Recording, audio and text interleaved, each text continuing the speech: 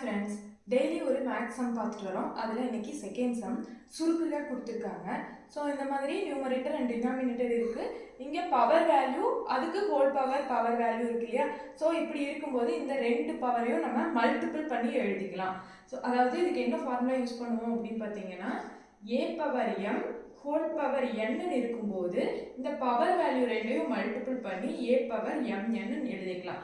அந்த ஃபார்மேட்டில் இப்போ எழுத போகிறோம். அப்போ என்ன வரும்?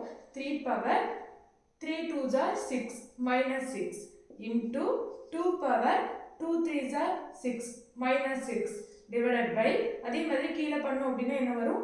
2 power 4 2s are 8 minus 8 into 3 power minus 4 இருக்கு, அதை அப்படியே எழுதிக்கலாம் into அங்கே 4 power minus 2 இருக்கா? ஸோ 4 அப்படிங்கிறத நம்ம எப்படி எழுதலாம்? 2 power 2 எழுதலாம். ஸோ ஹோல் பவர் மைனஸ் 2 இருக்கு. அப்போ இது ரெண்டையும் மல்டிபிள் பண்ணி நம்ம எழுதிக்கலாம் 2 பவர் மைனஸ் 4 அப்படின்னு சொல்லி எழுதிக்கலாம்.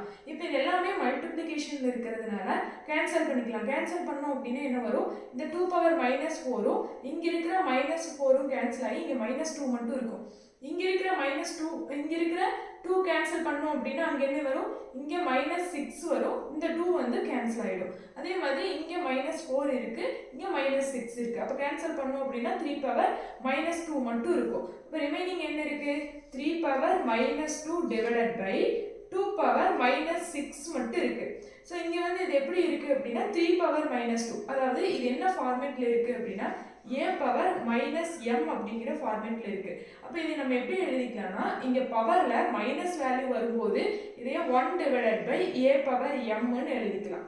ஓகேங்களா? அப்போ இது என்ன ஆகும் அப்படின்னா அப்படியே ரெசிப்ரோக்கல் ஆகிடும். அப்போ 2 பவர் 6 டிவைடட் பை 3 பவர் 2ன்னு சொல்லி சேஞ்ச் ஆகிடும். அப்போ பவரில் இருக்க இந்த மைனஸ் வேல்யூ போயிடும். இப்போ இதை சால்வ் பண்ண என்ன வரும்? 2 பவர் 6ஓட வேல்யூ 64 வரும். 3 பவர் 2ஓட வேல்யூ 9 வரும். அப்போ இதே வந்து எப்படி கொடுத்துருக்காங்க? மிக்சட் ஃப்ராக்ஷனில் கொடுத்துருக்காங்க. இப்போ ஃப்ராக்ஷனில் இருக்கிறது மிக்சட் ஃப்ராக்ஷனில் கன்வெர்ட் பண்ணணும் அப்படின்னா 64ல் எவ்வளோ டைம்ஸ் 9 வரும்? 7 டைம்ஸ் வரும். 7 9s are 63 வரும். அப்போ ரிமைனிங் என்ன இருக்குது? 1 மட்டும் இருக்கும். ஸோ அதை இங்கே எழுதிட்டு இப்படி எழுதும். அப்போ எனக்கான ஆன்சர் ஏ ஆப்ஷன். இது மட்டும் புரியல அப்படிங்கிறவங்களுக்கு லிசன் பண்ணிக்கோங்க.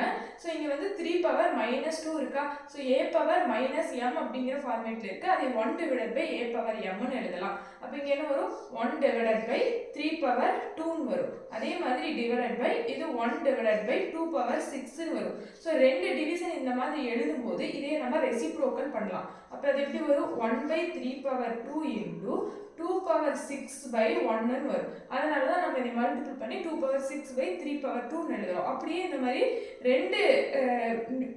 ரெண்டு வேல்யூ நம்ம ரெசிப்ரோக்கல் பண்ணுறோம், சேஞ்ச் பண்ணுறோம் அப்படின்னா இந்த மாதிரி நம்ம டைரெக்டாகவே எழுதிக்கலாம். இந்த வீடியோ உங்களுக்கு யூஸ்ஃபுல்லாக இருக்கும் அப்படின்னு சொல்லி நினைக்கிறேன். யூஸ்ஃபுல்லாக இருந்துச்சுன்னா நம்ம சேனலை சப்ஸ்கிரைப் பண்ணிக்கோங்க. தேங்க்யூ.